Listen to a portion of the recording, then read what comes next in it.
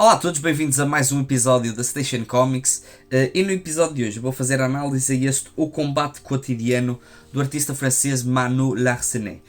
Como vocês podem ver, este é um lançamento da Seita em parceria com a Arte de Autor. Eu já recebia livros da Arte de Autor, mas agora tenho uma parceria com a Seita e a partir de agora irei falar de todos os seus livros, seja em análise, seja no vídeo de leituras do mês.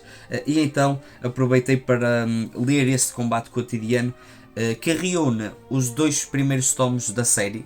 A série foi lançada em 4 tomos e a proposta destas editoras é lançar a obra integralmente em 2 volumes. Então este tem o primeiro e o segundo tomo, que foram lançados respectivamente em 2003 e em 2004.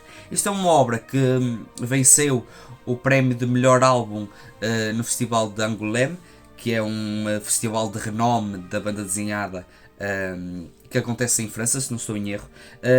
E aqui no Combate Quotidiano temos uma espécie de história autobiográfica. Não é propriamente uma biografia, mas temos vários elementos da vida do próprio artista colocados e que serviram de inspiração para a história. Aqui nós acompanhamos a história do Marco. Ele é um fotógrafo ali na casa já da segunda metade dos 20 anos, acredito eu. Apesar de nunca ser dito, acho que pelo menos é essa sensação que eu tenho do personagem. E ele é um fotógrafo que até tem algum renome. Tirou fotografias em algumas zonas de África, fotografias que tiveram sucesso e que tiveram reconhecimento. No entanto, o livro abre logo com ele no psicólogo a ter uma consulta. E logo percebemos à partida que o personagem tem problemas de ansiedade, de stress, que tem de controlar isso com medicamentos. E ao longo das páginas, e principalmente neste primeiro tomo, nós vamos vendo as dinâmicas e as relações que ele tem com a sua família, com a sua namorada que ele acaba por conhecer, o próprio dia a dia do personagem nós vamos descobrindo ao longo das páginas, e percebemos que o personagem Marco não está numa fase muito boa da sua vida. Além desses problemas, ele vive sozinho, a própria relação que ele tem com os pais não é a melhor. O pai já está numa idade avançada, tal como a sua mãe, e sofre da doença de Alzheimer, que apesar de não ser dito no primeiro volume, apenas ser dito no tomo 2, tem uma cena em que dá a entender que essa doença, ou que a doença que o pai sofre é o Alzheimer. E então claramente percebemos que o tom do livro é um tom um bocadinho depressivo, um tom sobre as batalhas do dia a dia, as batalhas que o Marco tem, e podemos ver que ele tem uma vida solitária, apesar de até ter uma boa relação com o irmão, que tem uma namorada. No entanto, o mais interessante desta história é, além de perceber essas dinâmicas que ele tem, existem aqui dois personagens que são muito importantes neste primeiro volume, que é a sua namorada, que é uma veterinária, que ele acaba por conhecer depois do seu gato se aleijar no campo, porque ele vivia na cidade, mas acaba por se mudar para o campo para tentar mudar de certa maneira a sua vida. E então, durante uma ida ao campo, o seu gato acaba por se aleijar, e então ele desloca-se à cidade e conhece essa rapariga e acaba por ter um relacionamento com ela. Nós podemos ver através da relação que ele tem com essa mulher a própria passagem do tempo. Aqui existem saltos grandes de tempo, por exemplo, de 6 meses, de várias semanas. E depois, além dessa personagem que é muito importante, temos também um velho que o ajuda, digamos, nessas crises de ansiedade, e que ele conhece quando vai para o campo, e que é um personagem que é muito importante porque existe uma reviravolta no final deste primeiro volume, que põe em causa a própria relação que ele tem com esse personagem, e sem dúvida que foi um soco no estômago. O primeiro volume acaba de uma forma bastante surpreendente, mas eu acho que este primeiro volume funciona muito bem para nós nos investirmos na história do Marco.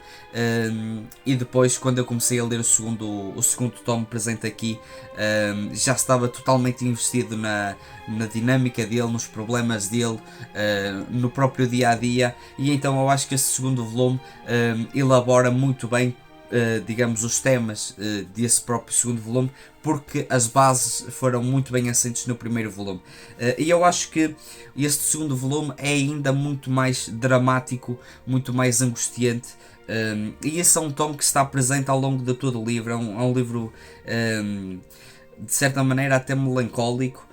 No entanto, o Manu Larsenet consegue, digamos, cozer esses momentos todos, que têm essa particularidade de serem momentos frios, serem momentos tristes e melancólicos, com um humor que é muito bem colocado. Muitas das vezes esse humor até dá para dar gargalhadas bem altas, há outros momentos em que é apenas um sorriso, mas é interessante a forma como o argumentista, apesar de ter esse tom bastante sombrio, conseguir colocar o humor ali de uma forma muito orgânica e que não parece forçado. E ele consegue, acima de tudo, colocar esse humor porque as dinâmicas entre os personagens estão muito bem desenvolvidas, principalmente entre ele e o irmão dele. Também alguns dos problemas que ele tem é o facto de ele não querer mudar de vida, essa própria relação que ele tem com essa veterinária faz com que novos problemas lhe venham, como o facto dela querer ter filhos, o facto dela querer mudar de casa para ter uma casa maior. Ele também depois tem de lidar com a própria doença do pai. Temos também todo um contexto político que se passava na França ali em 2013 e 2004, em que são citados algumas pessoas famosas como Le Pen e toda essa questão das eleições que houve na altura, e tudo isso é cozido de uma forma muito bem feita aqui pelo Manu Larsenet, sem dúvida que é um dos melhores argumentos que eu já li.